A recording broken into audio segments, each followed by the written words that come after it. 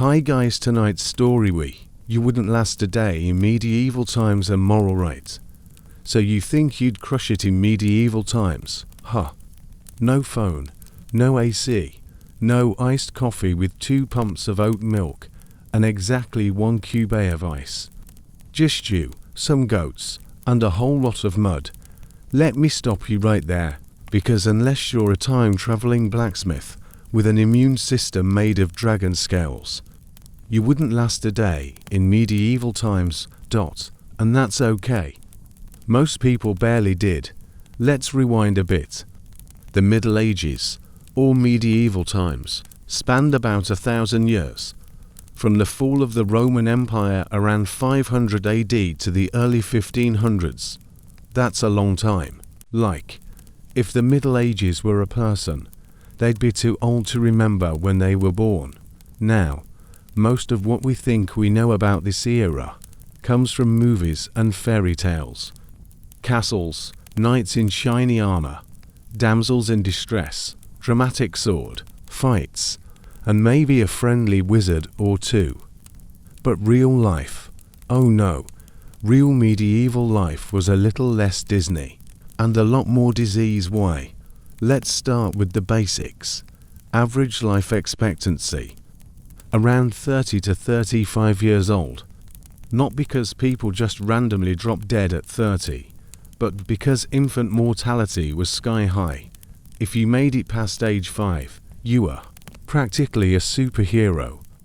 A very hungry, flea-bitten superhero. Speaking of hunger, you probably weren't eating roasted turkey legs every night in a giant hall. Most folks were peasants. And peasants didn't do feasts. They did porridge. Lots and lots of porridge. Sometimes with vegetables, if you were lucky. Meat. That was a special occasion. Like, the Lord's Son didn't die this week kind of occasion. And while we're here, let's talk about class. Not the school kind. The your place in life kind. Because in the medieval world, where you were born pretty much decided your entire life. If you were lucky, and I mean win the lottery lucky, you might be born a noble. You'd live in a drafty castle that smelled like damp wood and people. Your Job, learn how to fight and how to rule. But most likely, you'd be born a peasant, working someone else's land, owing taxes, and waking up with hay in your teeth, still feeling brave. Okay. Let's walk through a medieval day.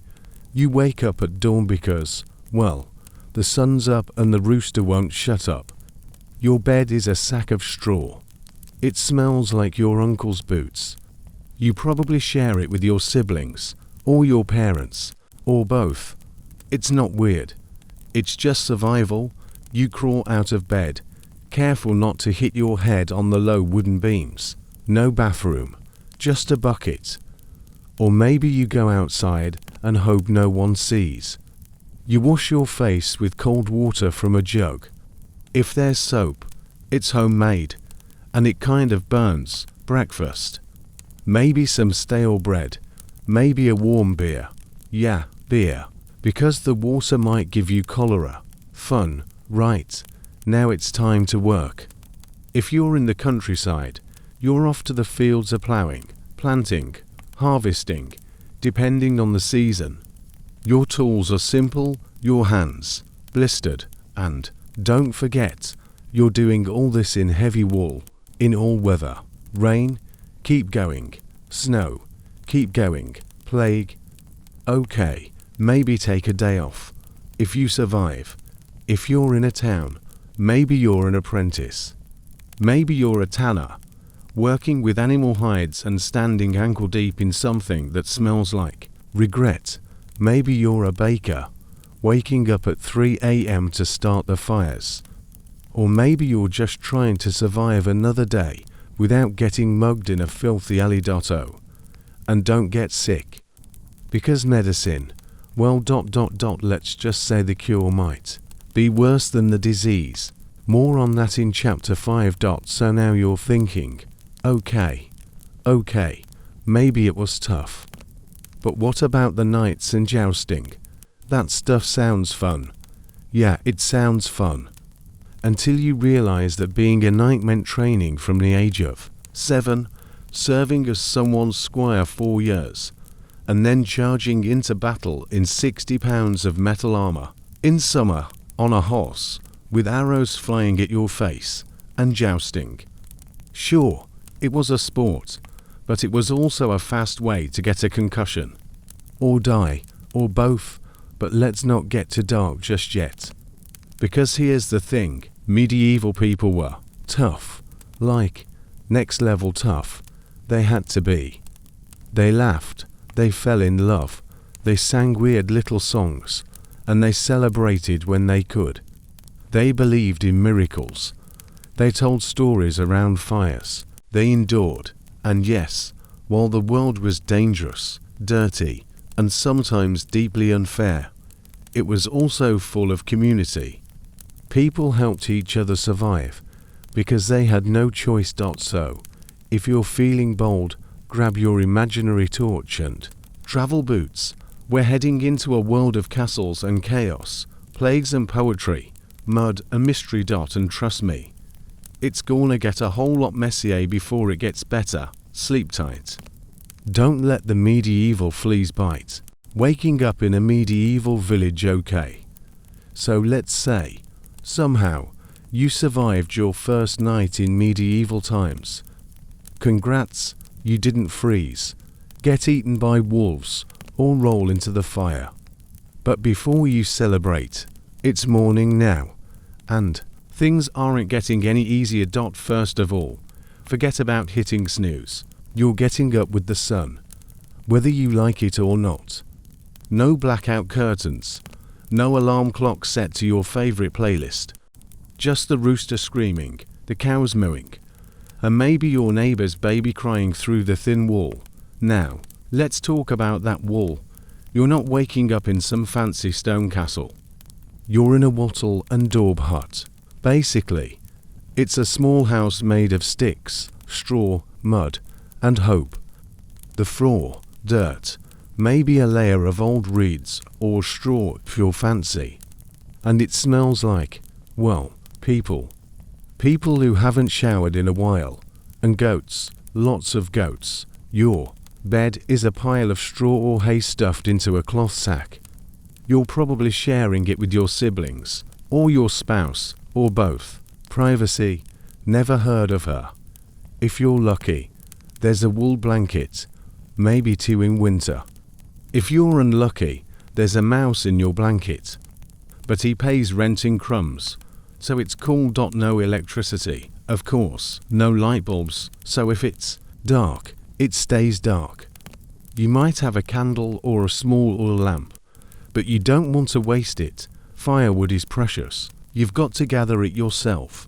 And it's not like the forest is next door. And speaking of fire, your entire house revolves around one thing, the hearth, a little fireplace in the middle of the room.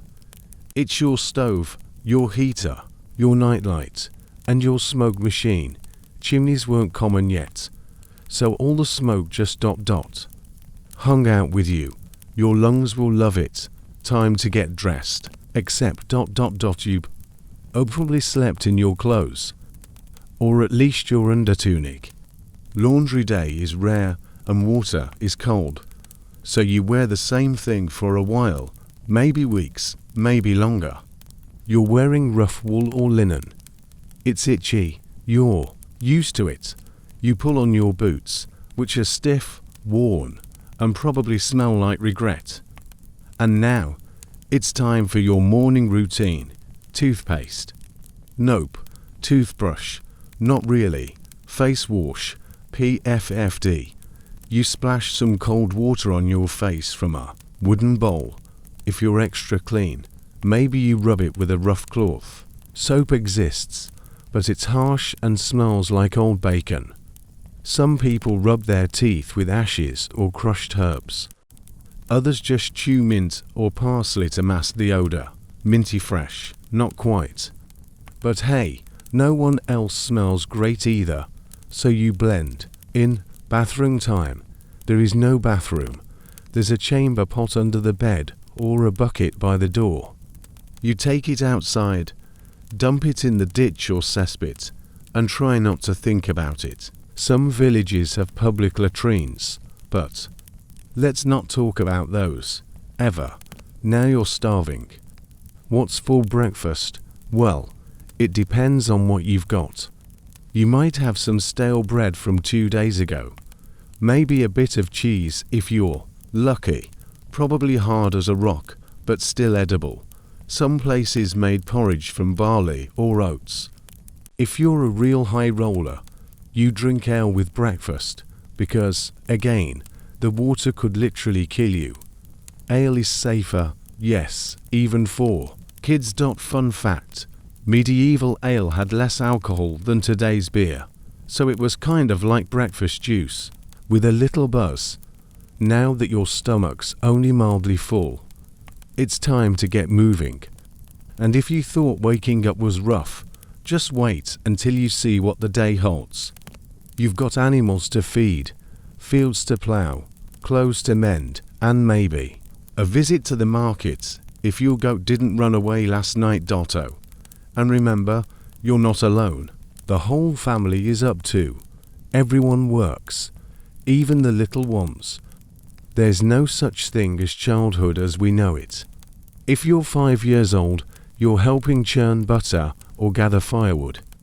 Teenagers, already doing adult work, and probably married, outside your little hut. The village is just waking up. Chickens are clucking, pigs are squealing, and someone's yelling because their cow wandered off again. Mud is everywhere because roads aren't really a thing, and it rained last night. Again, don't your neighbors live close? You hear everything, you smell everything. You know who's cooking onions, who's burning their bread, and who had a fight with their spouse before dawn. It's a tight-knit community, whether you like it or not. But despite all this, the cold, the stink, the noise, there's a rhythm to life. You know your role, you know your chores. You greet your neighbor with a nod or a grunt, depending on how tired you are. Maybe you even gossip a little while feeding the chickens. Hey, medieval people loved gossip. And then the day begins in full. And it's going to be a long one. So next time your alarm goes off and you groan about getting out of bed, just be glad your floor isn't made of mud and your morning breath isn't the least of your problems. Welcome to the village. It's home now. Better get used to it. Brush your teeth with what? Medieval hygiene, or why everything smells weird. All right, you're up. You survived the mud floors, the straw bed, and the rooster alarm. You even managed to get some stale bread in your belly. Not bad. But now we need to talk about something important, hygiene, or in medieval terms, what even is that? Let's start with your teeth, since you probably didn't brush them this morning. Don't worry, no one else did either. Toothbrushes as we know them didn't exist. Some people used cloth rags, others just rubbed their teeth with ashes, crushed herbs, or even charcoal. If they were feeling really fancy, they chewed on twigs. Yup, nature's toothbrush. Did it work? Kind of. Medieval people weren't walking around with sparkling Hollywood smiles, but they did try in their own way. A sprig of mint, parsley, or fennel in your mouth was the medieval version of breath mints. Effective, sort of, better than nothing, absolutely, but bad breath. Super common. Tooth decay, you bet, and dental care. Oh boy, if you had a toothache, your options were rub it with onions, yes, really, pray about it, or have someone yank it out with pliers. No anesthesia, no numbing cream. Just bite down on a stick and try not to scream loud enough to wake the neighbors. Now, let's move from the mouth to the rest of the body. The big question, did medieval people bathe? The answer, sometimes. It depends on where you lived, what century it was, and how rich you were. in the early Middle Ages, especially around 800 to 1100 AD. Public bathhouses were actually a thing in parts of Europe, especially where Roman influence lingered. People would soak, chat, and scrub. It was like a spa day, with fewer cucumbers and more wooden tubs. But as time went on, especially during plagues or times of religious paranoia, people started to fear that bathing too much was bad for you. They thought it opened your pores and let disease in. So fewer baths. Way fewer. By the 1300s and 1400s, most regular folks bathe maybe once a week, more often only if you fell in a river. Some people would do a kind of sponge bath, wiping their hands and face with a cloth soaked in herbs or vinegar. But a full scrub from head to toe, that was rare. Soap was expensive and homemade. It was rough, lye-based, and could take off more than just dirt. Think exfoliating, but medieval style. And shampoo. Nice try. Hair is usually rinsed with water, or sometimes beer or eggs. Yes, beer, yes, eggs. You can stop making that face now. People also believed in dry cleanliness. That means if you looked clean and didn't smell too bad, that was good enough. Changing your linen underclothes was seen as a way to clean your body. So if you swapped out your shirt, it kind of counted as a bath. Sort of, maybe. Now, let's take a moment to appreciate your modern life. You've got hot showers, shampoo, conditioner, deodorant, dental floss, electric toothbrushes, and little white mints that taste like winter. Meanwhile, your medieval self is trying to scrape gunk off your teeth with a twig and hoping no one notices the smell coming off your feet. Speaking of feet, shoes were made of leather, worn every day, and almost never cleaned. Socks were wool. They stayed damp. And let's just say, foot fungus was living its best life back then. Let's move on to the bathroom situation. We already mentioned the chamber pot. Basically a bucket you kept under your bed. At night, if you had to go, that was your best option. In the morning, someone, probably you, had to dump it out, usually into a ditch or a cesspit, or just somewhere that wasn't your house. In towns, people sometimes emptied their waste into the street. No, really. That's why you had to shout Gardiloo before tossing it out the window. That was your polite way of warning passers-by that human waste was flying their way. Better hope they heard you. In castles, things were slightly fancier. They had something called a garderobe, a little stone room sticking off the side of the wall where you could do your business. Everything just dropped down into the moat. And people wondered why the moat smelled like death. Oh, and toilet paper. Forget about it. You might use moss, or hay, or a rag. Some even used smooth stones. Makes you miss the two-ply, doesn't it? And now, possibly the most terrifying thing of all, lice. Medieval people were constantly battling lice and fleas. They had special combs just for trying to get rid of them. Everyone had them. Nobles had them. Monks had them. Even royalty had them. Delousing your family was a regular activity, like a bonding moment.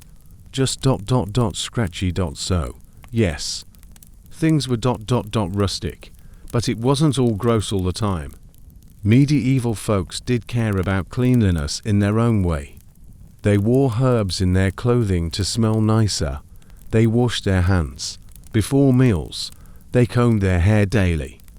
And they loved nice-smelling flowers and scented oils when they could get them. They just didn't have the tools we do. No water heaters, no toothpaste tubes, no soap with little lavender seeds inside. Just basic stuff, old traditions, and the occasional folk remedy that may or may not involve goose fat. So next time you light a candle in your steamy bathroom and brush your teeth with peppermint foam, give a little nod to your medieval self, scrubbing with vinegar and hoping the lice don't come back tonight. Daily peasant jobs, hard work, and while your back already hurts alright, you've survived the morning. You've powered through mud floors, weird breath, and a hygiene routine that mostly involved twigs and vinegar. Now it's time to get to work. But don't expect a chill office job with a nice ergonomic chair and a 10-minute coffee break. No keyboard, no emails, no clocking out at 5. In the medieval world, your job starts when the sun rises and ends when it goes down, and in between. A whole lot of sweating. So what do you do for work in a medieval village? Well, unless you were born into a noble family, which, let's face it, you weren't, you're a peasant. That means you do everything. Farming, herding, building, hauling, cooking, mending, digging, cleaning, fixing, and occasionally trying not to die while doing any of those things. The most common job, farmer. And we're not talking cute overalls and organic kale. We're talking hand ploughing the earth with a wooden stick tied to an ox in cold, wet, rock-filled fields every single day. Rain or shine, snow, still working, plague, still working, but maybe with a little more distance. And here's the kicker, you're not even farming your own land. Nope, the land belongs to a lord, and you're just using it. In exchange, you owe him a portion of your crops, a few days of free labor each week called corvée, and maybe some chickens on holidays. Sounds fair, right? It's not.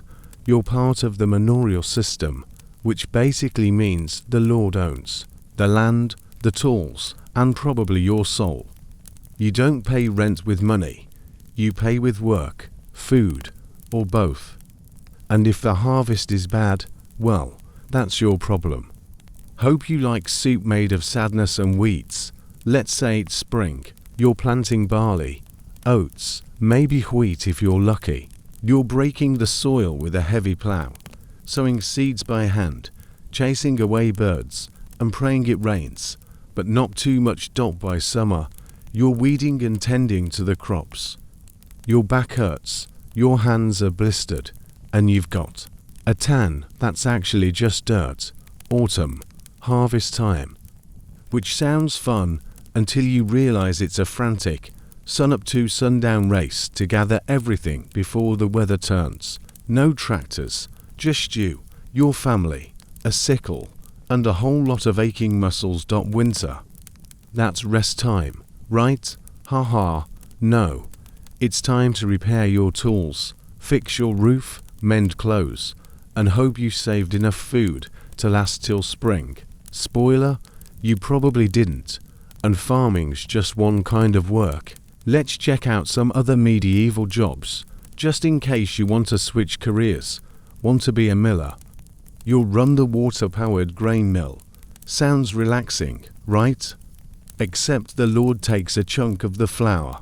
The villagers constantly argue about grain shares, and the mill breaks down at the worst time. Also, try not to fall into the gears.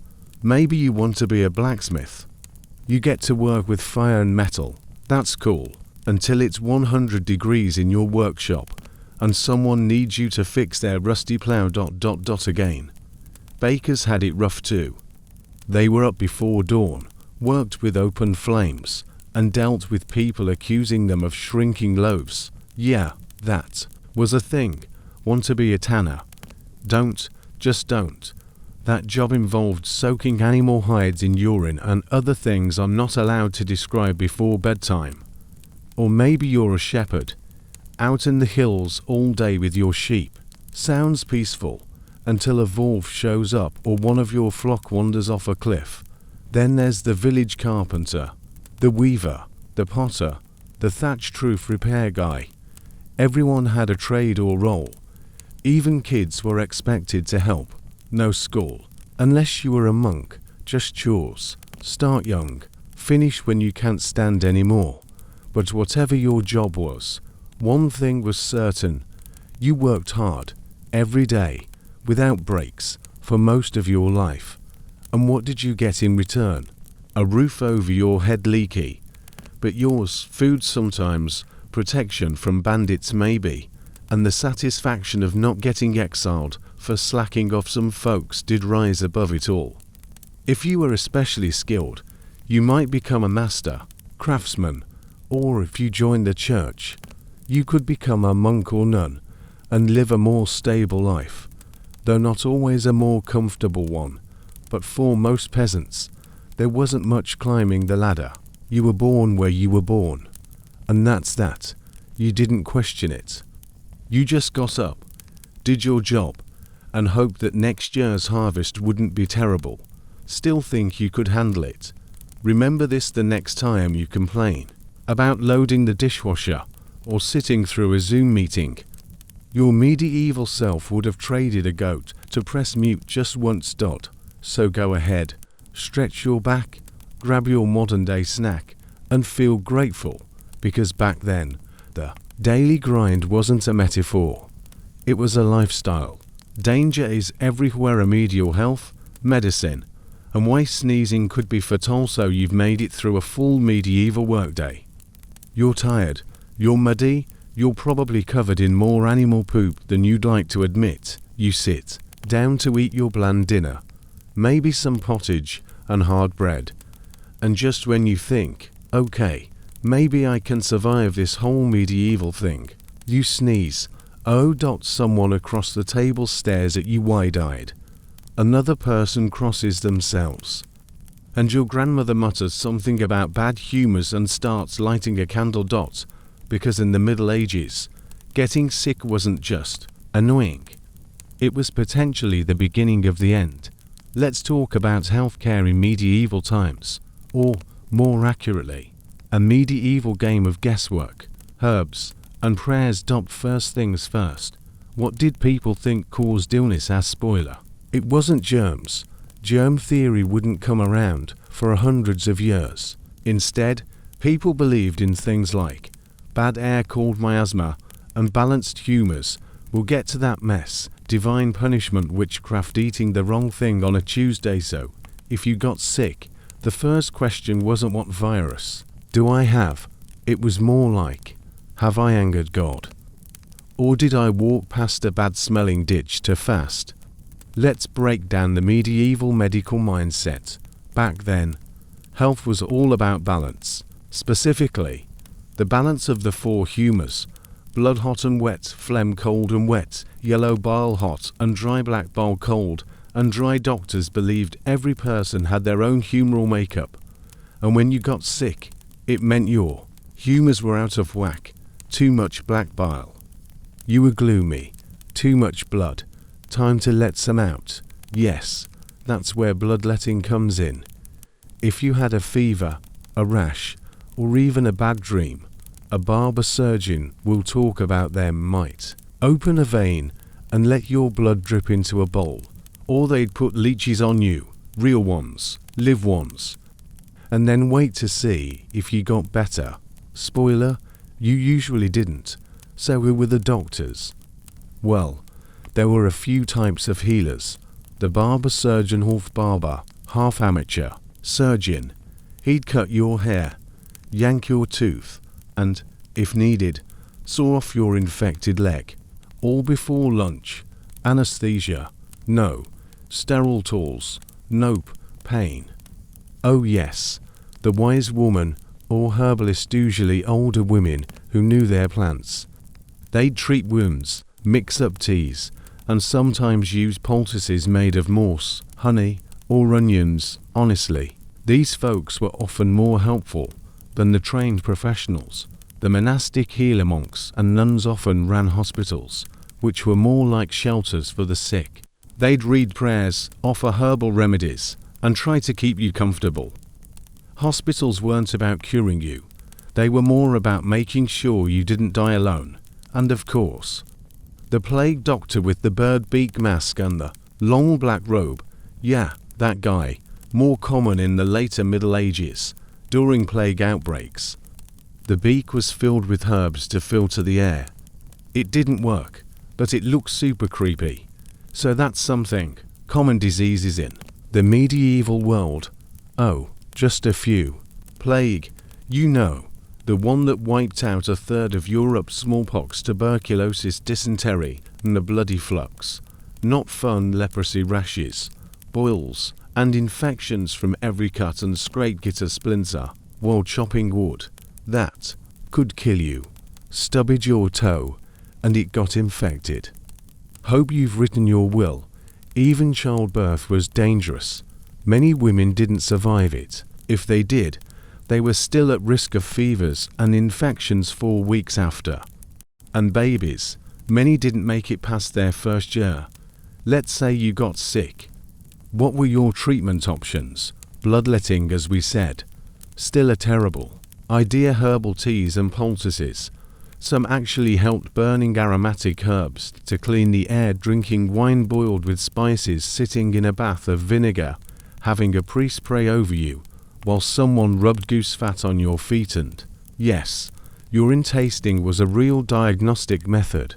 They believed the color, smell, and taste of your pee revealed your condition, which makes medieval medicine both fascinating and deeply upsetting.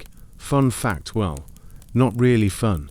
In medieval towns, public health wasn't really a thing.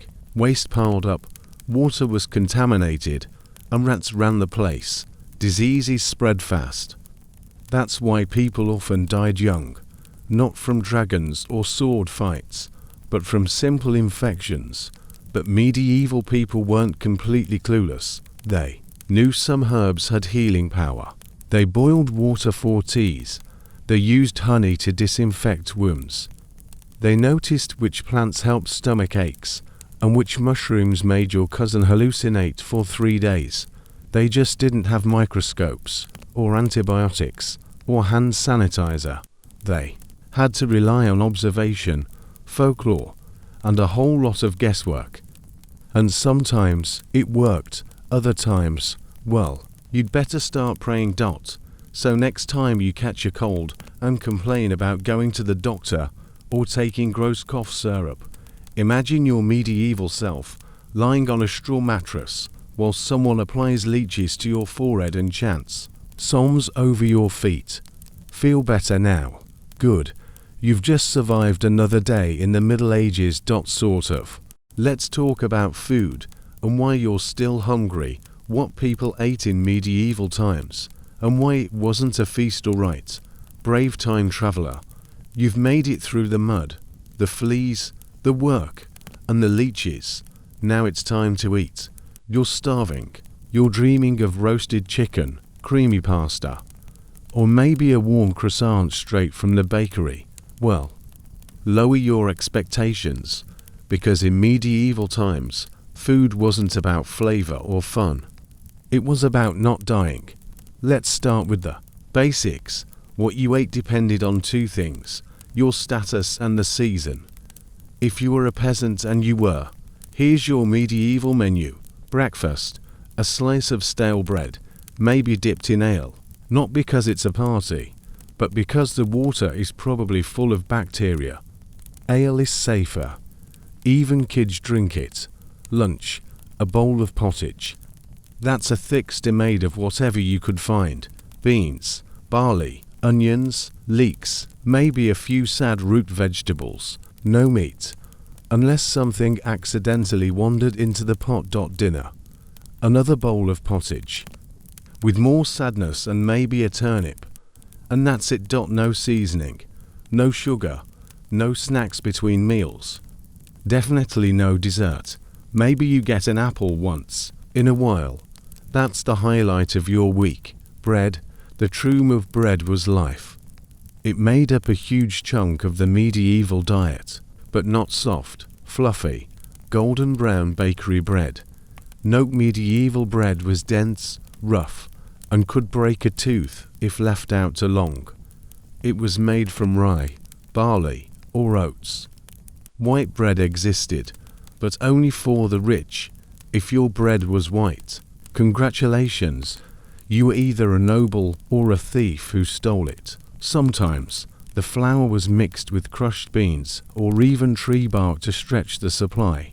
That's right, tree bark bread. Delicious. And yes, there were times when grain spoiled and bread turned toxic. Some folks even hallucinated from moldy rye. But that's a story for another chapter. So what about meat? Let's talk about meat. You know, that juicy roasted stuff we all love today. Well, unless you were part of the noble class or a rich merchant, you probably didn't see a lot of it. Meat was a luxury. Maybe a few scraps of bacon in winter. If you had a pig, maybe a chicken, on a holiday. Assuming your chickens didn't get eaten by foxes first. Some villages allowed for occasional hunting, but poaching on the Lord's land could get you punished. Like, lose a hand kind of punished. Fish was more common, especially because religious fasting days required no meat. People ate dried or salted fish, sometimes freshwater eels. Tasty, not really, but it filled the stomach. Fruits and vegetables. Fruits and veggies were seasonal and local. No bananas, no tomatoes, no chocolate. Yeah, take a second to mourn that. You had cabbage, onions, turnips, beans, peas, leeks, and maybe apples or berries if they were in season. Everything had to be eaten quickly or dried for storage. There were no fridges, no freezers, and no Tupperware to hard leftovers. Seasonings and spices were the gold of the kitchen, and they were expensive.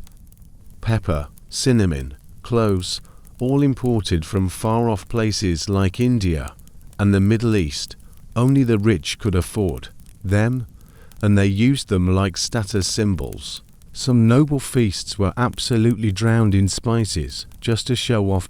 As for you, your seasoning is salt, maybe some herbs from the garden, maybe mustard made with vinegar, and that's if you're lucky. Drinks already mentioned ale, but let's break it down a bit. Ale, low in alcohol, cloudy, often homemade. It was everywhere. Cider, common in apple-growing regions. Mead, honey-based alcohol, for special occasions or nobles. Wine, only for the rich or monks with excellent vineyards. Water, technically free, but not trustworthy, especially in towns where the rivers also served as trash dumps. And milk. Sometimes, if you had goats or cows, but fresh milk spoiled fast, and most of it went into making cheese or butter. Table manners. Let's set the scene. You're eating with your hands. Forks aren't really a thing yet. You're dipping bread into a communal bowl. No double dipping. Rules here. There's a dog under the table, hoping you drop something. You wipe your mouth on your sleeve, and that's considered polite. At a noble feast, things are fancier. There might be a tablecloth, servants bringing trenchers thick, slabs of stale bread used as plates, and even a harpist playing softly while you chew goose. But at your peasant table, it's wooden benches, shared bowls, and conversation mostly about the weather. And that guy who keeps letting his pigs wander into your yard. Were they always hungry? Not always, but often. Famines were real. Bad weather, crop failure, or war could wipe out your food supply. If the harvest was weak, your winter would be long and lean. People stored grain and preserved what they could, but sometimes it wasn't enough. There were winters where families ate boiled bark or foraged for weeds. Starvation wasn't just a scary word. It was a yearly threat. So a still craving medieval food didn't think so. But here's the thing, food was survival. It brought people together. Peasants knew how to stretch ingredients, make do with little, and share what they had. Feasts did happen during festivals or weddings, and when they did, people celebrated hard. Bread, ale, meat, music, dancing. A true escape from the grind, but on a normal day. You'd better enjoy your bowl of pottage, because that's what's for dinner.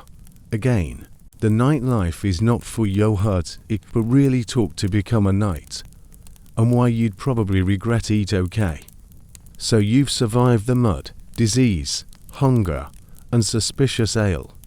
But let's say you're not content being a humble peasant, you want glory. You want to ride a big horse, swing a shiny sword, and defend castles from dragons, or, more realistically, angry neighbors with torches. Basically, you want to be a knight. Cool idea. But I have one question for you. Are you ready to suffer? Because, behind the armor and fancy titles, the life of a knight was a long road of pain, discipline, and occasional dismemberment. Let's saddle up. First things first, you're born noble. Or you're not a knight, let's be clear. You couldn't just decide to become a knight. You had to be born into it. Knighthood was part of the noble class. If your dad was a baker, guess what? You're gonna be a baker too, or worse, baker's unpaid assistant. But if your dad was a knight or a lord, then you had a shot. Lucky you. Now get ready to spend your childhood training for the rest of your life. Step 1. Page life age 7 to 14. At the cute age of 7. Just when you've learned to not fall into the fire, you're sent away to live in another noble household. Why? So you can become a page. As a page, you do everything. Serve food, clean boots, hold horses, run errands, learn table manners, try not to get trampled. You also start your education. That means reading a little, writing a little, less, and learning courtly behavior. But mostly, you're learning how to suck up to nobles and stay invisible when someone's in a bad mood. Step 2. Squire life age 14 to 21ish. Congratulations. You've grown a few inches and now get to be a squire. Basically a knight's personal assistant. And this is where the real grind begins. Your knight. He's your boss, coach, and possibly your worst nightmare. Your daily routine includes polishing his armor, rusts constantly, feeding his horse multiple times a day, carrying his sword, which is super heavy, fetching things he forgot, holding his shield, while he lectures you, watching him flirt with ladies, and pretending not to laugh at hay. You also start training. Sword fighting, spear throwing, wrestling, riding horses, archery, more wrestling. They really liked wrestling, even get to fight in battles. Not as a real soldier, of course, but more like the water boy, who might accidentally get stabbed. And if your knight dies in battle, you're in charge of dragging his armor back home. So fun. Step 3. The knighthood ceremony. If you survive squirehood, didn't mess up too badly, and your noble sponsor thinks you're finally mature enough to not fall off a horse mid-battle, it's time to become a knight. The ceremony is kind of epic. You bathe first time in months, probably, pray overnight, and then get dubbed with a sword on each shoulder. People cheer. Trumpets might blow. You feel cool. You're now Sir You, knight of somewhere you single quotes never visited. But the moment the party ends, reality hits. Being a knight is a full-time job. So what did knights actually do all day? Movies make it seem like knights just show up to tournaments and save princesses. In real life, not so much. Here's what nightlife really looked like. 1. Military duty. Knights were warriors. Their main job was to fight in wars. Sometimes long campaigns, sometimes brutal skirmishes, and sometimes just standing guard in the rain for hours. And the armor, heavy. Think 45 to 60 pounds of clanking metal. Hot in summer, freezing in winter, no air holes for comfort. 2. Land management. If you were lucky, you got land to manage. That meant collecting rent, settling disputes between farmers, and occasionally chasing off poachers. It's less epic battle and more angry landlord. 3. training and tournaments when there weren't wars. Knights still needed to stay sharp. So, they trained, sword drills, jousting practice, and horse riding. Tournaments were popular, part sport, part performance, part ego trip. But also dangerous. People actually died during jousts. Yes, in front of an audience. 4. Court duty. Sometimes, knights were expected to behave like gentlemen, attending feasts, escorting noble ladies, or handling diplomatic messages. So you needed to know how to dance without tripping over your armor. Also, armor maintenance was the worst. You had to constantly clean and oil your armor, or it would rust. Even with servants, it took ages. Imagine trying to polish every inch of a medieval car, every single day. That's your life. And getting dressed for battle. That took multiple people. So if you had a surprise attack while still in your pajamas, bad luck, my friend. And did people actually like knights? Mixed reviews. Sure, knights were admired. Kids looked up to them. Ladies swooned allegedly. Bards wrote songs about them. But if you were a jerk, and let's be honest, many were, you could be just another bully in armor. Some knights abused their power, overtaxed peasants, or picked fights just because they could. So yeah, not always the heroes we imagine. And in battle, let's not sugarcoat it. Medieval warfare was terrifying. You faced swords, arrows, spears, axes, fire, and diseases that spread faster than rumors in a tavern. Even if you won, you could lose an eye or a limb. And medical care. Remember chapter 5. Exactly. So, wanna rethink that whole knight idea? Sure, you'd have a horse. You'd wear cool metal. Maybe even win a tournament or two. But chances are, you'd end up with sore shoulders, a broken nose, and armor so rusty, you'd become a walking tin can. Love, marriage, and mostly business relationships worked in medieval times. Spoiler, not very romantica. Love.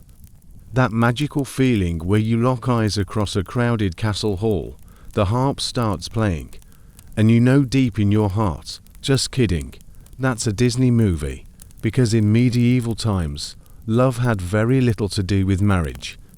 And romance, let's just say it was complicated. If you're dreaming of candlelit dates and long walks by the moat, we need to have a serious talk. Let's break down how happily ever after really worked in the Middle Ages, and why you'd probably end up stuck in a loveless marriage with a goat for a neighbor and a kid named Jeffrey before you even turned 16. Marriages were contracts, not love stories in medieval society. Marriage was less about love and more about land, alliances, and inheritance, especially for nobles. Marrying someone meant merging families, gaining power, or securing peace. You didn't marry who you wanted. You married who your parents told you to. So, if you were a teenage girl from a noble family, your marriage might be arranged when you were 12 or even younger. If you were a guy, maybe around 14 to 16. Romantic, right? Sometimes, you wouldn't even meet your future spouse until the wedding. Other times, you'd meet them once, through a letter that someone else wrote. Noble marriages equals Game of Thrones light. Let's say you're the daughter of a minor noble, your family wants to get closer to a more powerful house. Boom, you're engaged to the Duke's 15-year-old son. You bring a dowry, money, land, or livestock. They bring a title and a castle with only minor rat problems. And if the couple didn't like each other, too bad. Divorce, basically impossible. Annulments, rare and messy, usually needed approval from the church or even the Pope. Your job as a noble wife: produce heirs, manage the household, not embarrass the family, try not to die in childbirth, which was, sadly, common. What about peasant love? Okay, but what if you're not a noble? If you're a regular peasant, say, a turnip farmer, or a haystack enthusiast? Did you get to choose your spouse? Sometimes, yes. Peasant marriages were often based on local connections. Maybe you fancied the girl who helped your dad with sheep shearing. Maybe you danced with someone at the village festival and sparks flew, medieval style. But even then, your families had to agree, and the lord of the land often had to give permission. Yep, you needed official approval to get hitched. Some lords even had merchant, a fee a peasant had to pay just to marry off their daughter. It was basically the medieval version of a marriage tax. But was there any romance? There was. Sort of. Medieval folks did fall in love. They wrote poetry. They gave little tokens, like embroidered sleeves or pressed flowers. Courtly love was a whole thing among nobles, especially in France and England. Think of it like medieval flirting with zero physical contact and a lot of sighing. A knight might devote his life to a lady, even if she was already married, and she'd smile sweetly while pretending not to notice. It was romantic, until someone caught feelings and got exiled. Cheating, affairs, and drama. People cheated, nobles had affairs, servants gossiped, illegitimate children happened. Some kings had entire castles full of mistresses. Looking at you, Henry I, but cheating came with risks. If a noble woman was caught being unfaithful, she could lose everything, or worse. Peasants. They might get punished by the local priest, made to confess publicly, or be shamed by the whole village. And for those who just couldn't wait until marriage, let's just say the church had a lot of lectures about sinful urges. Some couples tried to beat the system by rushing a secret wedding. Others got caught, fined, and made to repent. Medieval PDA was not cool. Childbirth, a dangerous. Business aunts married. Most women were expected to have babies, a lot of them. The more, the better. But childbirth in the Middle Ages was risky business. No hospitals, no anesthesia, and no trained doctors, unless you were very lucky or very rich. Midwives helped deliver babies, using herbal remedies and prayers. But infections, breech births, and postpartum complications were common. Many women didn't survive childbirth, and many babies didn't survive infancy. It was a harsh reality. Families often had 6 to 10 children, and hoped that half might live to adulthood. Widows, remarriage, and second chances if your spouse died. And statistically, they probably would. You might remarry, especially if you were still young and had land or kids to take care of. Widows had a bit more freedom. Some managed property, some joined convents, some refused to remarry, and became the mysterious Lady Agnes who talks to birds on the edge of town. Fun fact: remarriage was very common, especially after plagues or wars. The church preferred people to be married, even if it was round, 2 or 3. Love letters. Medieval style, believe it or not. People did write love letters. One famous medieval love story is between Peter Abelard and Heloise, to scholars who fell for each other hard, until tragedy struck, and their romance ended in heartbreak and monasteries.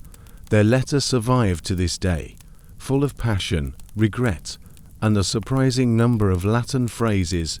So yeah, even in a world of arranged marriages and political unions, some people managed to sneak in real, soul-crushing romance. So, would you survive medieval dating?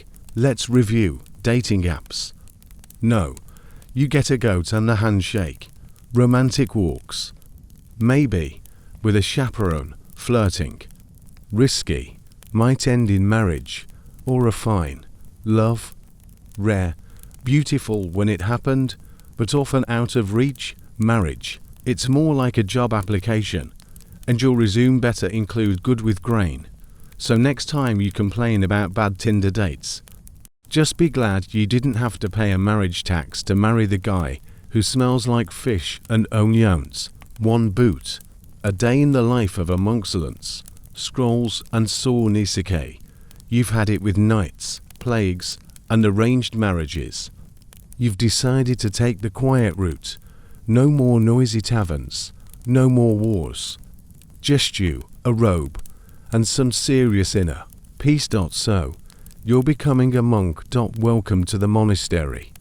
Leave your boots at the door, because from now on it's all about silence, prayer, and copying books until your hands go numb. Let's step into the sandals of a medieval monk and see if you've got what it takes to live the holy life. Spoiler alert, it's not exactly relaxing. First of all, time does not belong to you anymore. Monks lived by the rule of St. Benedict, a set of strict rules for living a good and disciplined life. One of those rules, obedience. Another, daily schedule down to the minute. You don't get to sleep in ever. Your day starts with a literal bell. The matins bell, usually at 2 or 3 a.m. Yes, 2 in the morning. The birds aren't even up yet. Why so early? Because monks prayed 7 times a day, sometimes 8, and those prayers were spread out from before dawn to after dusk.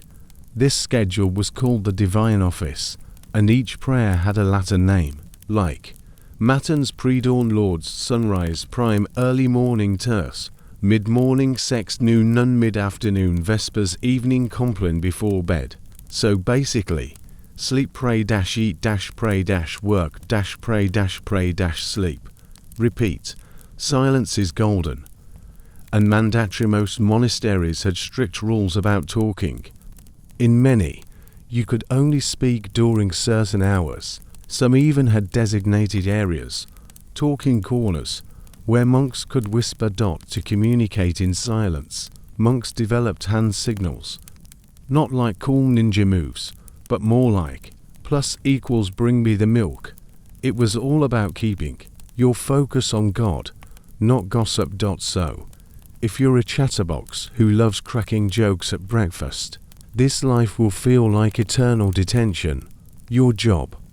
Copy. No YouTube, no Spotify, no iPads, but books. Oh, they were everything. Monks were some of the only people in the Middle Ages who could read and write. And guess what they did all day? They copied books, by hand, 4 hours, in silence. This was done in the scriptorium, a cold, echoey room where you sat at a wooden desk with a feather quill, ink, and parchment. Miss a word, you start over. Smudge the ink. Hope you're good at cover dash-ups. It took months to copy a single Bible, sometimes years. Your eyes strained, your back sore, your handwriting better be flawless, or Brother Thomas will passive-aggressively correct it after compline. When you weren't praying or writing, monks weren't just about books and prayers. They also did manual labor, gardening, cleaning, brewing beer, yes, really, tending animals, and helping in the kitchen. Some monasteries had massive gardens and farms.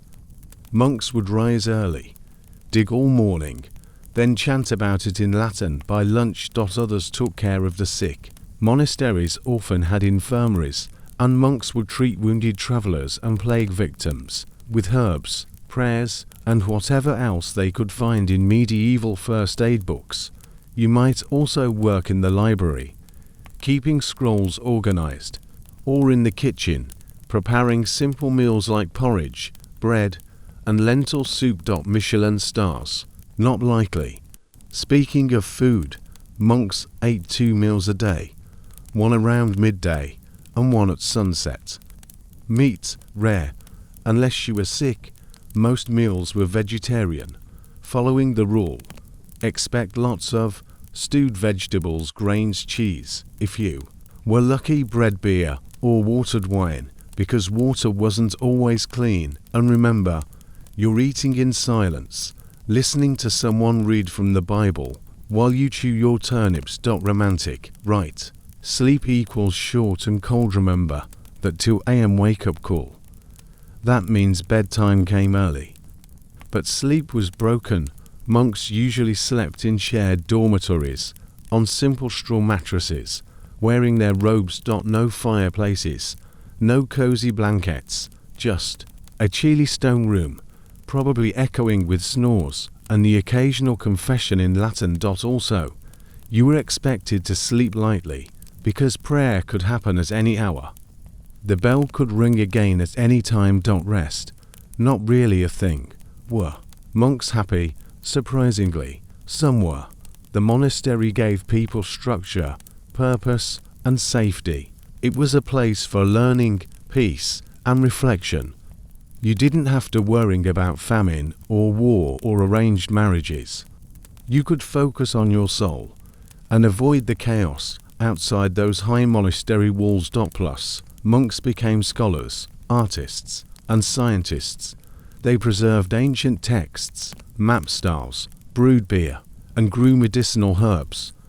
They were kind of the intellectuals of the medieval world, but it wasn't for everyone. If you like dancing, chatting, eating steak, and sleeping past sunrise, let's just say you'd struggle. So, could you handle the monk life? Let's tally it up. Wake up at 2 a.m. Pray 8 times a day. No talking. Copy books by hand 4 hours. Eat twice a day. Usually veggies. Clean. Garden. Cook. Sleep in silence. In the cold. With a straw pillow. Be at peace. Maybe some found it beautiful. Others found it crushing. But one thing's for sure.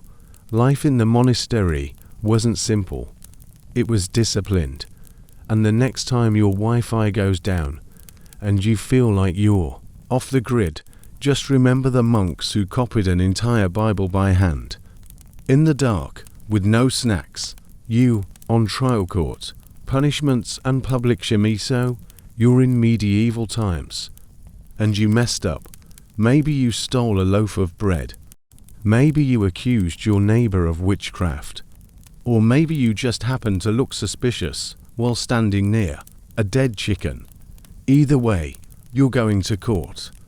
But don't expect a fair trial, a cozy courthouse, or a clever defense attorney yelling objection every 2 minutes. No, medieval justice was fast, public, and often horrifying.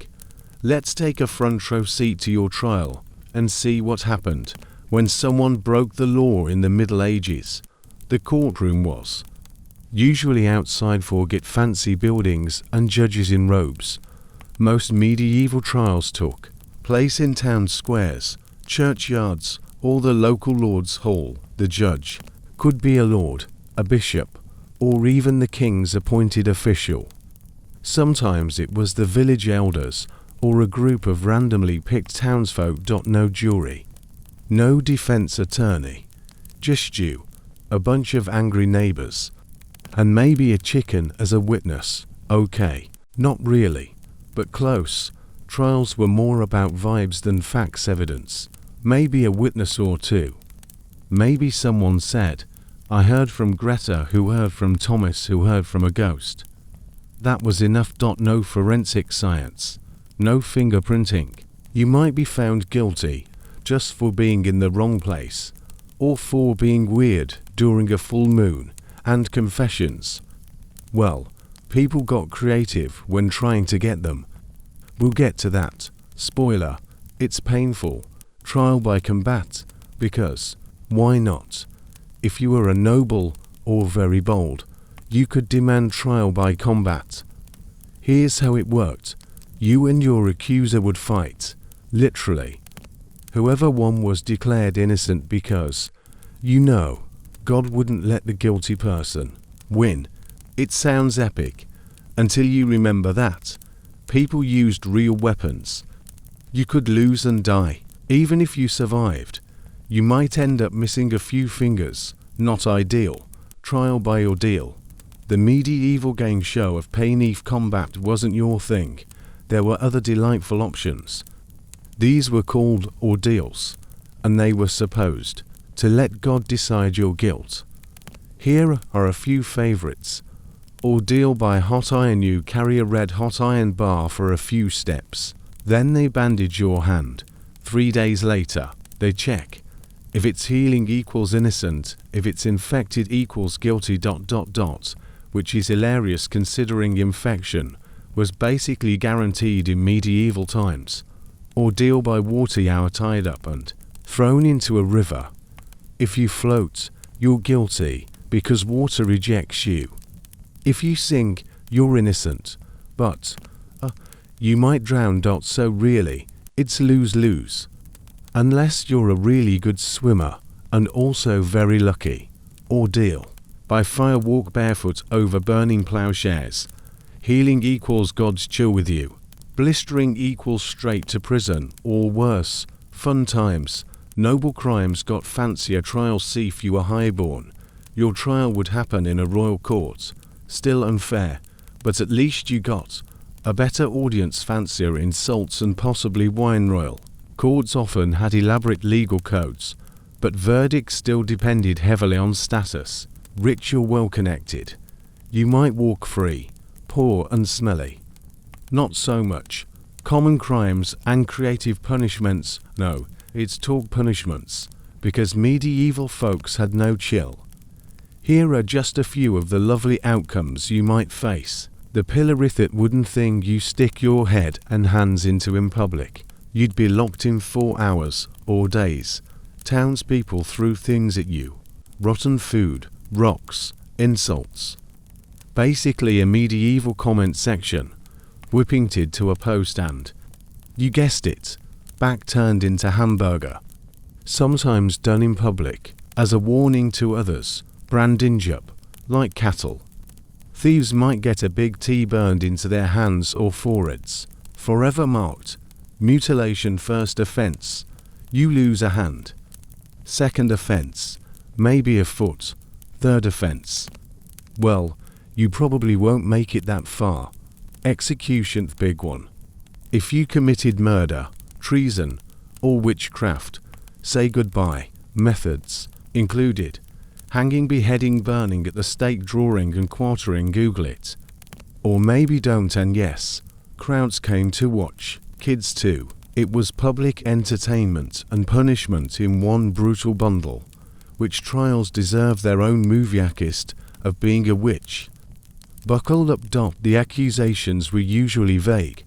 Your cow died mysteriously. You didn't go to church. You had a cat and a suspicious mole. Then came torture, confessions, and execution, usually by fire.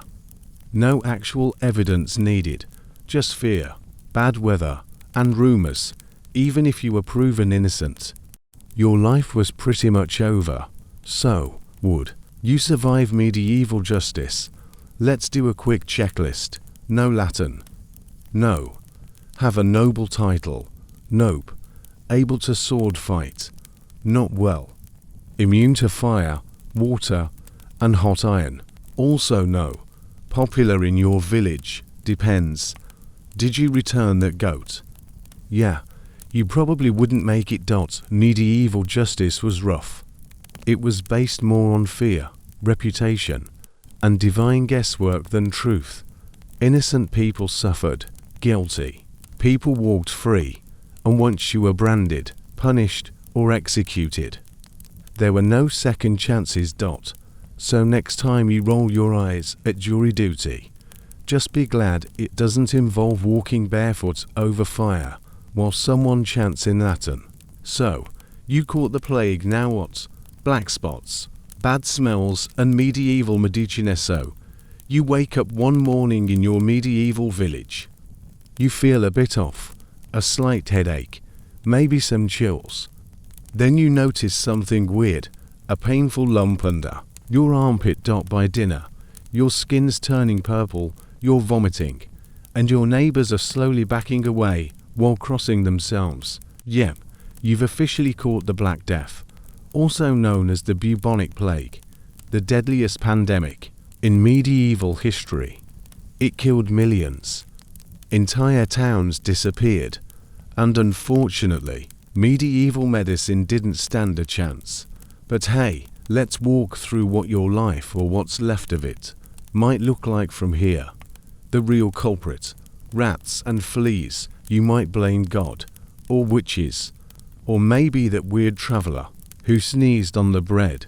But the real villains, fleas riding on rats, who were riding on boats, carts and livestock, travelling all across Europe. Once a flea bit an infected rat, it became a tiny biological weapon. If that flea then bit you, congratulations, you were infected to dot. And in the crowded, unwashed, rat-filled world of the 1300s, that happened a lot. Symptoms that made people panicheers, what you might expect once the plague hits: sudden fever and chills, headache and muscle pain, nausea and vomiting, swollen lymph nodes called buboes under your arms, neck or groin, skin turning black from internal bleeding, which is where Black Death comes from. Most people died within 2 to 7 days. Fast, brutal, unforgiving. And the worst part, nobody knew why it was happening or how to stop it. People fled. And made it worse, since people realized the plague was spreading, many did the most medieval thing possible. They ran. Nobles fled cities. Priests abandoned churches. Entire families moved to the countryside, carrying fleas with them. Others turned to wild theories. It's punishment from God. It's bad air. It's because of those weird planetary alignments. Some even blamed minority groups, like Jews, leading to horrific violence and persecution. So, while everyone was panicking and blaming each other, the fleas just kept biting. Medieval medicine. Spoiler: it didn't help. Doctors in the Middle Ages had no idea how diseases actually worked. Here are some real treatments you might get. 1. Bloodletting. They'd cut you open to balance your humours. You were already weak, and now you're missing a pint of blood. 2. Leech your spouse. What's better than being sick? Being sick and covered in worms, sucking your blood. 3. Herbal potions made nettles, garlic, or crushed rose petals, mixed with vinegar and hope. 4. Poking the buboes. Doctors would lance the swollen lumps and hope they'd drain out the disease. Sometimes it worked, mostly it didn't. 5. Wearing a beak. Masks. Those creepy plague doctor masks were real. The beaks were stuffed with herbs to filter the air. They didn't work, but they looked cool in a nightmare kind of way. What doctors looked like? Let's talk about plague doctors. They wore long robes, gloves, and full masks. They looked like giant birdmen. The beak was filled with lavender, mint, basically anything that smelled better than death. Doctors believed in miasma theory, that disease came from bad air, so their entire medical strategy was, don't breathe too hard. Not exactly scientific. Quarantine was invented, sort of, despite all the chaos. The Middle Ages did figure out one smart thing: quarantine. The city of Venice was one of the first to make ships wait 40 days before docking. That's where we get the word quarantine, from 40 giorni, or 40 days. It helped a little. But by then, plague was everywhere. What if you died? Let's be honest, most people did. Funeral processions cancelled, priests busy or dead, burial, mass graves, dozens of bodies dumped into pits, sprinkled with lime and prayers. It was grim. Artists painted skeletons dancing. People became obsessed with death. There was even a spooky art trend called the danse macabre, dance of death, where skeletons led nobles and peasants into the grave like a creepy conga line. How did anyone survive? Some people were just lucky.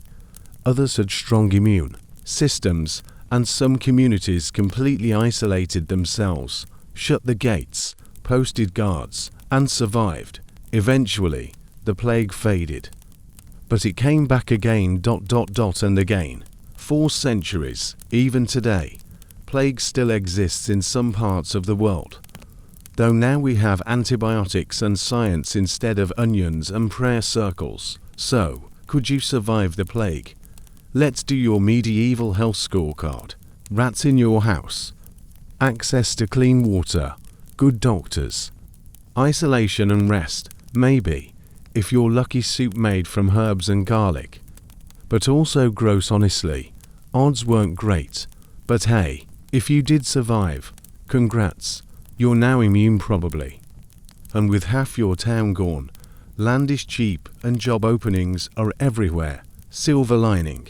How people actually clean themselves. Baths, bucket baths and medieval hygiene. So, you're alive. You've survived the trial, dodged the plague barely. And now you're wondering, did people in the Middle Ages ever, bathe? Because, let's be honest, when we think of medieval hygiene, we imagine people walking around with mud on their faces, rats in their hair, and flies casually hovering nearby like it's a theme park. But, surprise, it wasn't quite that bad. In fact, medieval people did care about cleanliness, sort of. Just not in the twice dash a dash day dash show a dash and dash lavender dash scented dash soap kind of way. Let's take a sniff at how people in the Middle Ages actually cleaned themselves. Yes, they took baths. Semetemes contrary to the stereotype. Bathing was a thing in medieval times. It just looked a little different. If you were rich, you might bathe in a large wooden tub in your house, with hot water carried in by servants. If you were poor, you might heat a bucket over the fire and dump it over your head, behind a curtain, or outside in a stream. Not glamorous, but better than nothing. Some people even had bath day once a week, usually Saturday. That way you were clean for church on Sunday. Holy water goals. Communal bathhouses were totally normal in cities and towns. People often went to public bathhouses, like medieval spas, and guess what? They were wildly popular. These bathhouses had hot tubs heated by stoves or fires, changing rooms, towels, and oils, sometimes even food and music. You'd sit in hot water with your friends, chat, gossip, soak. It was social, relaxing, and honestly kind of awesome. Some places even offered a massage. Some offered extra services. Yes, bathhouses were often where business and pleasure happened. Soaps, herbs and DIY shampoo. Let's talk products. Medieval people didn't have Dove or a Head and Shoulders, but they did get creative. Soap, made from animal fat and ashes, smelled like courage. Herbs, people rubbed lavender, rosemary, or sage on themselves to smell nicer. Oils, for skin and hair, like olive oil or almond oil if you were fancy. Tooth powder, crushed charcoal, mint, and salt. Scrub it with a cloth or a twig. Yummy. So yes, they tried, but by modern standards, you'd still notice the smell from 5 villages away. Dealing with the funk. Let's be real. The average medieval village was not fresh and flowery. Between chamber pots being dumped in the street, livestock living next to you, open sewers, no deodorant, layers of sweaty wool clothing. It was earthy. To cover the smell, people carried pomanders, little scented balls of herbs, tied to belts or necklaces. Think of it like a medieval air freshener you wore around your neck. Also, changing your linen underclothes often was considered more important than bathing. Because, in their minds, if your shirt's clean, you're clean. Sure, hair, beards and body hair was a big deal. Women often kept it long, braided or pinned up under veils or hats. Men usually wore it shoulder length with beards or clean-shaven faces, depending on the trend of the time. Hair washing, maybe once a week, with water and herbs. Lice, yep, common, very. People used combs, herbal rinses, or shaved their heads altogether. Some monks went full bald, not just for religious reasons, but also because lice hated bald heads. Practical and holy, going to the bathroom, Let's get graphic, but not too graphic. Toilets, rare, indoor plumbing, basically non-existent. So how did they go? Chamber pots in bedrooms, yes, like a pea bucket. Outhouses in yards, castle. Toilets called garderobes were literally stone seats hanging over a hole.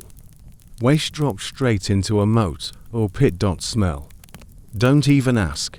Some castles built toilet towers, vertical shafts running along outside walls, poop with a view. And wiping. Rags, leaves, moss, straw. There was no charm in ultrasoft in the 1300s. Foot care and fashion hygiene. Feet got filthy. Most peasants had one pair of shoes, worn until they were basically just hopes and dreams. People walked in mud, animal poop, and whatever else lived in the streets. Bathing feet was more common than full body baths, though. A warm bucket and a cloth after a long day in the fields. Yes, please, and don't even get started on medieval socks. Wool, itchy, questionable, odor, no elastic. Clean homes, kind after their credit. People did sweep. Dirt floors were swept with straw brooms. Rushes like hay were laid on floors and replaced when gross. Sometimes, maybe, once a season, you throw flower petals or herbs on the ground to fight odors. But the bigger concern wasn't looks. It was pests, rats, fleas, lice, mice, more. Fleas. No one called pest control. You called the cat. If you didn't have one, you had a problem. So, were medieval people really that dirty? Not as much as you might think. They wanted to be clean. They just didn't have the tools. Water was hard to heat. Soap was expensive. And the connection between germs and disease, that wouldn't come until centuries later. So they did what they could. Herbs, baths, layers of linen, and avoiding the muddiest streets. Could you survive the smell of your own armpits in 1320? Maybe, but you'd probably invent deodorant on day 3 out of sheer desperation. The food wasn't that great. Either boiled cabbage, stale bread, and a lot of porridge. Made it this far in medieval times, survived a public trial, dodged the plague, bathed once or twice, sort of. Now your stomach's growling. You ask, what's for dinner? The answer, probably gruel, or cabbage. Maybe cabbage in gruel. Welcome to medieval food life, where seasoning is a luxury, and meat is a myth. Unless you're rich, a monk, or very lucky. Let's open the pantry, a wooden box, and see what you're eating in the 1300s. First things first, no fridge, no freezer, no Uber Eats. Let's set expectations. There's no refrigerator, no spice rack, no snacks, no microwave popcorn, no Doritos. Food had to be grown, foraged, caught, or preserved, and not preserved like sealed in plastic with a best before date. We're talking salting, smoking, drying, or burying it in fat like it's a mummy. And if you ran out before the next harvest, you didn't eat. Peasant meals, the great porridge rafe. You were a regular villager or a peasant. Your menu looked like this. Breakfast, a piece of brown bread, some ale. Yes, they drank ale in the morning. Water was sketchy, maybe a bit of cheese, if your goat felt generous. Lunch, dinner, pottage, a thick soup made from oats, barley, or lentils, with vegetables like onions or leeks, maybe a tiny bit of bacon or dried fish. More bread, more elite. That's it. Every day, forever, vegetables. Yes, but mostly boiler. You did have veggies, kind of. People grew things like cabbage, leeks, onions, beans, turnips. But here's the thing, they were usually boiled to mush. No roasting, no olive oil, drizzle, no crispy Brussels sprouts. Just green goo. And spices. Forget it. Salt was precious. Pepper was exotic. Cinnamon was 4 kings. If you had garlic or mustard seeds, that was considered fancy. Meat, the rare treat. Literally, did people eat meat? Yes, but not every day, not even every week. Meat was expensive, and peasants often weren't allowed to hunt. In fact, poaching a noble's deer could get you executed. But on feast days or special events, you might see bacon more fat than meat, rabbit, chicken, usually old laying hens, pigeon yum, fish, dried, smoked, or boiled beyond recognition. Richer folks, oh, they had options. Noble dining, the over-the-top feast if you were a noble or royalty. Life was a buffet.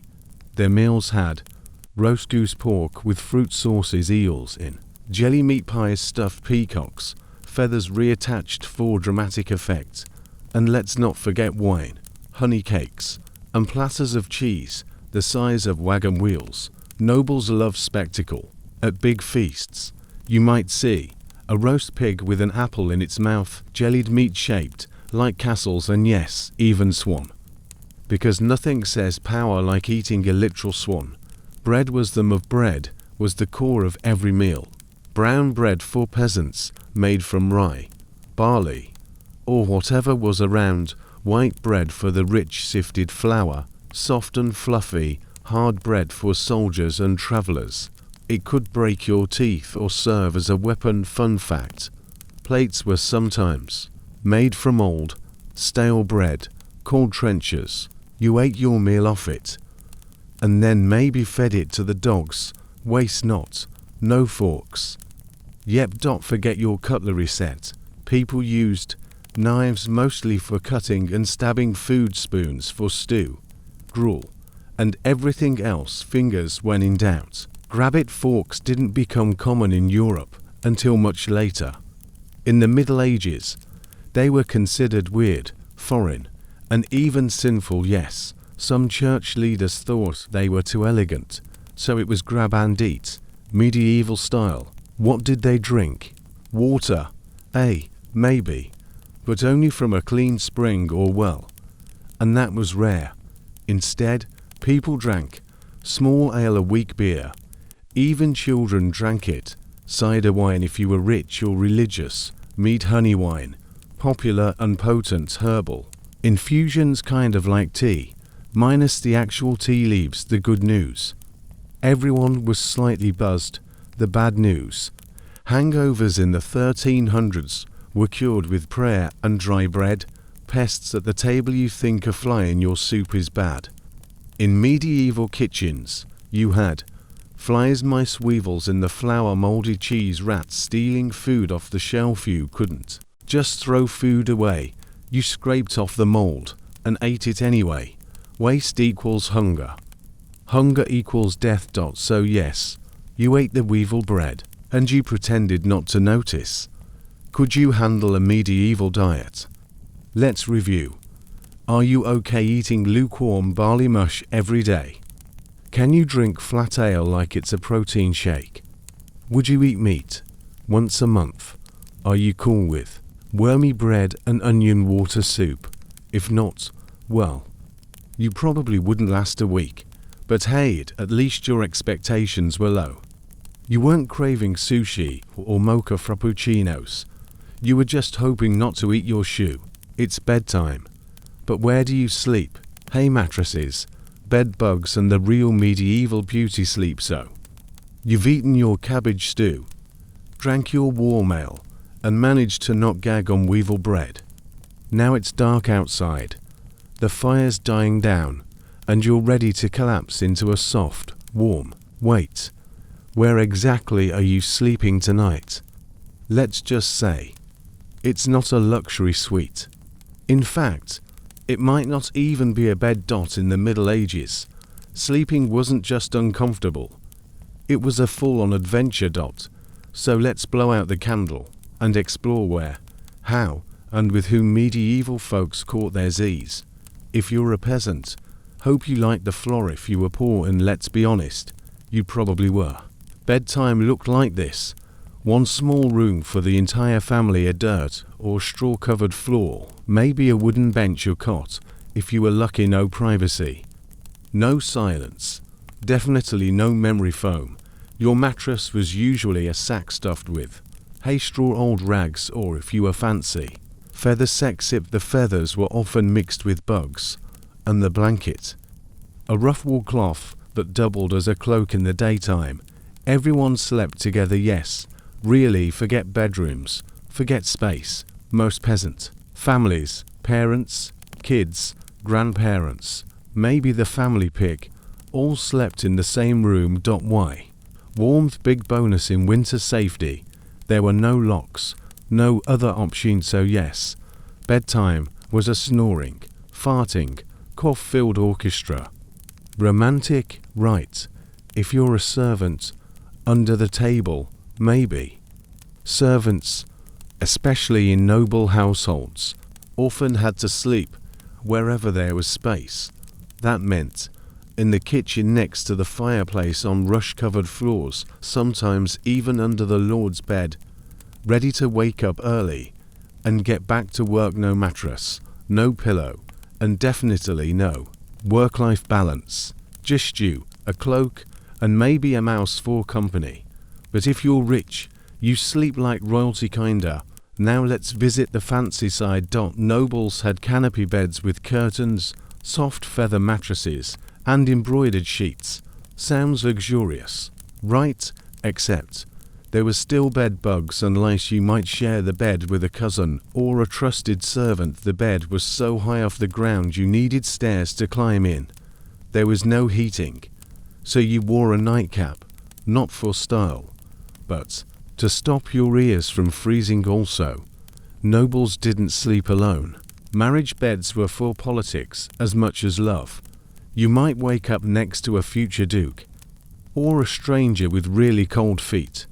People slept in 2 shifts, literally. Here's something weird. Medieval people often didn't sleep all the way through the night. They had something called first sleep and second sleep. They'd go to bed early. Sunset equals bedtime. Sleep a few hours, wake up around midnight, maybe pray, chat, check on animals, then go back to sleep. Some even used the middle of the night wake time too. Well, be intimate. So no, waking up at 3 a.m. wasn't weird. It was medieval normal. Night was skyawns. The sun went down. Danger went up. No streetlights, no security cameras, just wolves howling, thieves lurking, ghost stories that felt way too real. That's why people barred their doors, kept candles close, and never went out at night unless they had to. And if you were in a castle, you might hear night watchmen patrolling with torches, chanting things like all is well to ward off intruders or demons. No big deal. Bugs in the bed. You thought we were done with the gross stuff. Not yet. Even in fancy households, bed bugs, fleas, and lice were a daily reality. People tried to fight them with lavender or mint leaves under mattresses, smoke from the fireplace shaking out the sheets, which barely worked, or just ignoring them and scratching through the night. Some folks even burned their bedding once a year and started over. Comfortable? Not really, but hey, it was better than being eaten alive. Sleep position equals social clue. Show you slept told others a lot about your status. Back to the wall, you were protecting yourself. Curled with family, you were poor and practical. In a high bed with drapes, fancy, important, definitely not. It's bedtime. But where do you sleep? Hay mattresses, bed bugs, and the real medieval beauty sleep. So you've eaten your cabbage stew, drank your warm ale, and managed to not gag on weevil bread. Now it's dark outside, the fire's dying down, and you're ready to collapse into a soft, warm, wait. Where exactly are you sleeping tonight? Let's just say, it's not a luxury suite. In fact, it might not even be a bed. In the Middle Ages, sleeping wasn't just uncomfortable. It was a full-on adventure. So let's blow out the candle and explore where, how, and with whom medieval folks caught their Z's. If you're a peasant, hope you liked the floor. If you were poor, and let's be honest, you probably were. Bedtime looked like this. One small room for the entire family, a dirt or straw-covered floor, maybe a wooden bench or cot, if you were lucky. No privacy, no silence, definitely no memory foam. Your mattress was usually a sack stuffed with hay straw, old rags, or if you were fancy, feather sex if the feathers were often mixed with bugs, and the blanket, a rough wool cloth that doubled as a cloak in the daytime. Why you'd never survive a medieval war, swords, mud, panic attacks, and absolutely no Wi-Fi. Right, you've made it through the dirt, the stew, the hay beds, and the plague rats, feeling brave. Because now it's time for the ultimate medieval challenge. War. You've seen the movies, knights charging in slow motion, heroic music playing, shiny swords clashing. Yeah, real medieval war.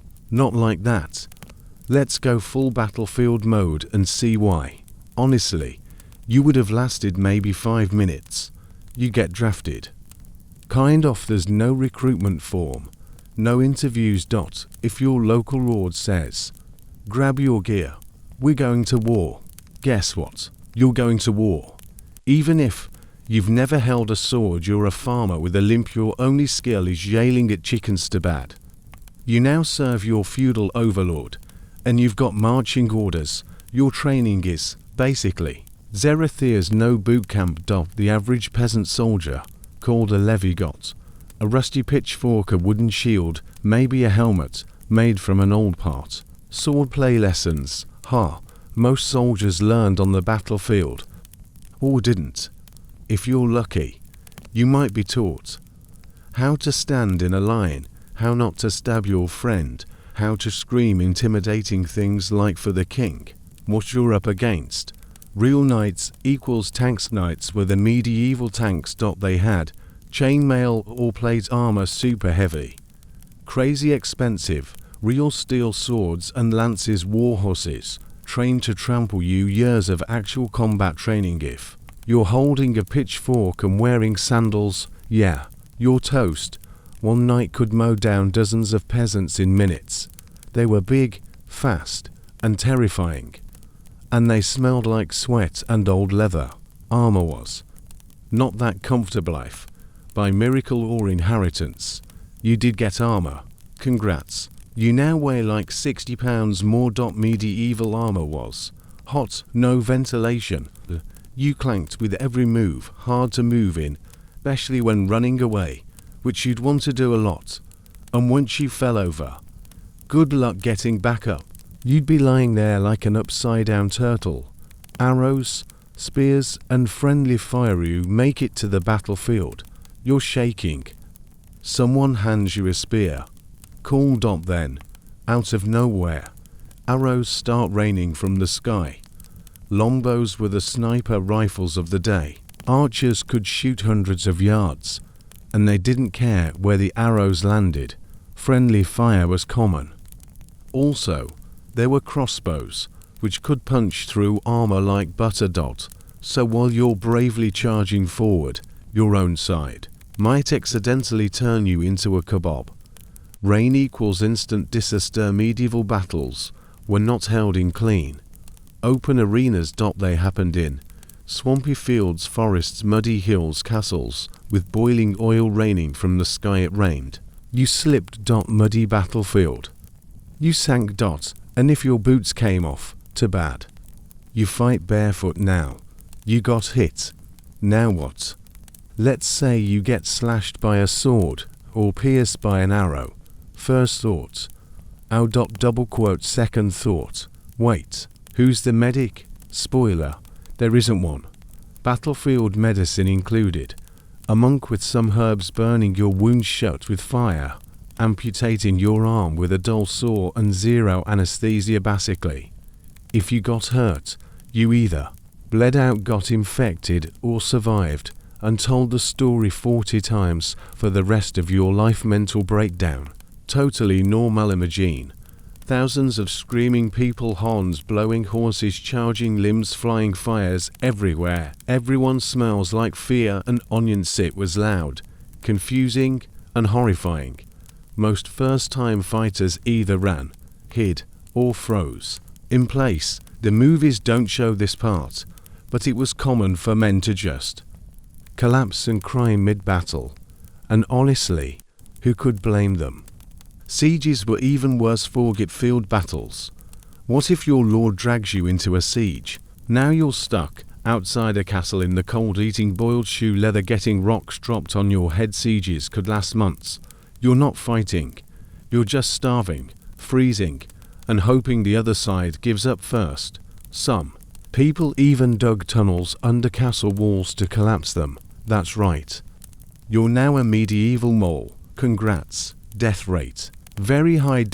Most medieval battles ended with one side running away, thousands of dead peasants, a field full of broken limbs and regrets. If you didn't die, you might still lose a leg and eye. Your sanitond. If you got captured, you'd be ransomed or executed, or just left to rot in a dungeon. Glorious. So, could you survive a medieval war? Let's do a gut check. Can you swing a sword that weighs as much as a bowling ball? Are you okay with seeing everything, limbs, guts, etc.? Could you fight in armor, in mud, while arrows fly and someone screams in Latin? Would you eat tree bark and sleep in a puddle? No. Yeah, you'd probably last one battle, if that. But at least you tried. And hey, now you've got a great excuse to appreciate hot showers and not being chased by horses. Why did anyone live like this? Misery, faith, community, and a little bit of appeal, right? You've been through it all.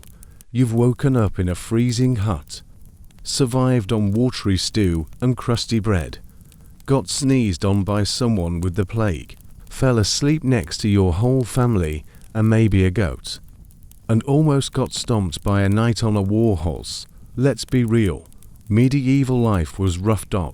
So here's the big question. Why did anyone live like this?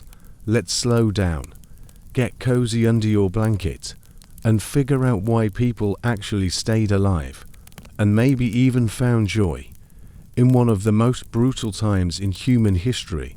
They didn't know any different. First off, this was just life for them. There was no Instagram to compare your mud hut to a Dubai penthouse. YouTube video titled 15 Ways to Make Your Castle Cozy. Idea that things could ever be different. If you were born a peasant, you died a peasant, and so did your kids and their kids. But that didn't mean they were miserable every second. Faith was everything in the medieval world. Religion wasn't just a Sunday thing. It shaped every decision, every thought, and every hope. People believed their suffering had purpose. Heaven was real and worth the pain. The village priest had answers and probably good gossip. Even if life was hard, your reward was in the next one. And that belief, it gave people unshakable strength. Community was survival. Here's the underrated truth. You didn't survive alone. You needed neighbors to help during harvest, family to care for you when sick, the whole village to raise your kids and butcher your pig. People shared everything: food, tools, even beds. Sure, they bickered, but they also celebrated together, danced during festivals, told stories by the fire. In a weird way, their lives were more connected than ours. Joy still existed, yes. Really, not everything was gloom and doom. There were feast days, so many of them, village fairs with music, jugglers, and really sketchy ale games like early soccer, violent, chaotic, and fun stories and songs passed down for generations. People laughed, they loved, they found little moments, even in a world that never stopped testing them. They had purpose. Medieval life was grounded. Every day you fed your family, worked the land, honored your ancestors, passed on your tradition. Wasn't endless doom scrolling. There was work, hard, backbreaking, but meaningful. You knew your place, you knew your role, and weirdly, that brought peace. Innovation was brewing even in the darkest mud puddle of medieval life. People were figuring things out. Gothic cathedrals pierced the skies, windmills spun across fields, farmers experimented with new crops, thinkers began questioning everything. There were plagues and wars and endless bad hygiene. But inside that mess, seeds of the Renaissance were quietly growing. They were human. Just like you, it's easy to think of medieval people as dirty, clueless peasants in potato sacks. But they were real people, with dreams, fears, crushs, favorite foods, cranky in-laws. Inside Jakisa, medieval mom still kissed her kid goodnight. A tired blacksmith still looked up at the stars. A teenage scribe still doodled in the margins when he was bored. Same hearts, different century. So, would you last? Probably not. Let's be honest, you'd miss eating soap pizza TikTok and not dying from stepping on a rusty nail. But the people of the Middle Ages, they were tougher than we give them credit for. They faced death, disease, and dirt, and still found reasons to smile. So maybe the real takeaway isn't, I would have died in 24 hours. It's, I see them now, and maybe, just maybe, we appreciate our own world a little more. Now, sleep tight. You've journeyed through 15 chapters of grime, glory, and goose fat. You've survived plague, famine, and weird stew. And now, you've earned a reward they never dreamed of, a real bed, pillows, peace, and quiet, and maybe a cozy little documentary to fall asleep to. So close your eyes, take a deep breath, and say thank you to every smelly, resilient medieval soul who walked so we could chill. Tomorrow, you've got Wi-Fi, the end, but also just the beginning. Like this story, subscribe, leave a comment. Catch you next bedtime for another trip through history without the fleas.